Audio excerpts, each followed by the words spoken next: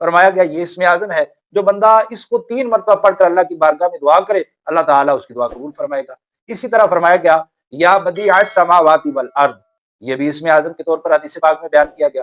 اسی طرح قرآن پاک کی آیت کریمہ ہے وَإِلَٰهُكُمْ إِلَٰهٌ وَاحِدٌ لَا إِلَٰهَ إِلَّا هُوَ الرَّحْمَٰنُ الرَّحِيمُ، تو یہ بھی اسم اعظم کے طور پر روایات کے اندر موجود ہے۔ اسم اعظم کیا ہے، اسم اعظم سے کیا مراد ہے؟ لوگ اس حوالے سے اکثر سوال کرتے ہیں کہ ہم نے اسم اعظم کا وظیفہ کرنا ہے تو ہمیں یہ بتلایا جائے کہ اسم اعظم کیا ہوتا ہے، اس کا وظیفہ کس طرح کیا جائے۔ تو اس حوالے سے عرض یہ ہے کہ اسم اعظم کا شوق تقریباً ہر اس بندے کو ہوتا ہے جسے اسم اعظم کے بارے میں پتہ ہوتا ہے کہ اس کے فوائد کیا ہیں، اس کے اثرات کیا ہیں۔ بنیادی طور پر اسم اعظم جو ہے اللہ تعالیٰ کا وہ نام ہے کہ جس نام کے ذریعے اللہ تعالیٰ سے دعا کی جائے تو اللہ تعالیٰ وہ دعا فوراً قبول فرماتا ہے، اور فوراً اس دعا کی قبولیت کے اثرات ظاہر ہوتے ہیں۔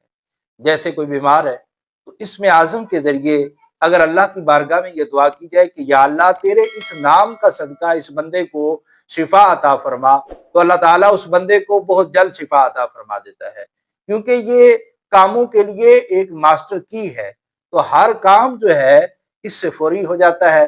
تو لازمی بات ہے کہ پھر ہر بندہ ہی اس کا طلبگار ہوگا کہ مجھے اسم اعظم مل جائے تاکہ میری دعائیں قبول ہو۔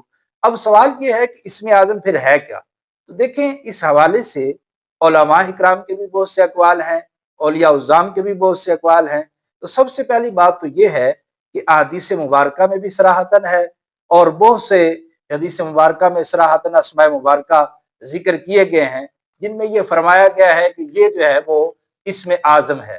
تو جیسے حدیث پاک میں فرمایا گیا یا حی یا قیوم، یا حی یا قیوم، یا حی یا قیوم، یہ اس حوالے سے فرمایا گیا یہ اسم اعظم ہے یا حی یا قیوم برحمتک استغیث، تو یہ ہو گیا۔ اسی طریقے سے فرمایا گیا یا ارحم الراحمین، یا ارحم الراحمین، یا ارحم الراحمین، فرمایا گیا یہ اسم اعظم ہے، جو بندہ اس کو 3 مرتبہ پڑھ کر اللہ کی بارگاہ میں دعا کرے اللہ تعالیٰ اس کی دعا قبول فرمائے گا۔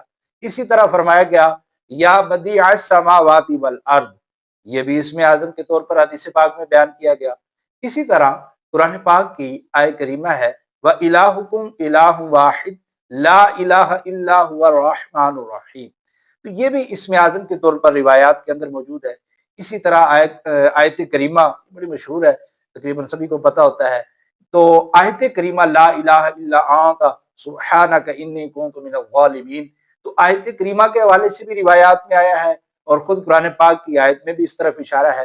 تو فرمایا اس آیت کریمہ کو پڑھ کر دعا مانگو اللہ تمہاری دعا قبول فرمائے گا۔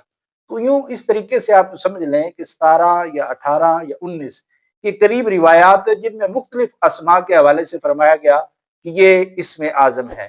تو اولیاء کرام نے اس حوالے سے مختلف جو ہے وہ بیان فرمائے اسم اعظم کے حوالے سے۔ حضور غوث پاک رضی اللہ تعالیٰ عنہ فرماتے ہیں کہ لفظ اللہ جو اسم جلالت ہے، فرمایا کہ یہ جو ہے اسم اعظم ہے اور اس سے دعا قبول ہوگی۔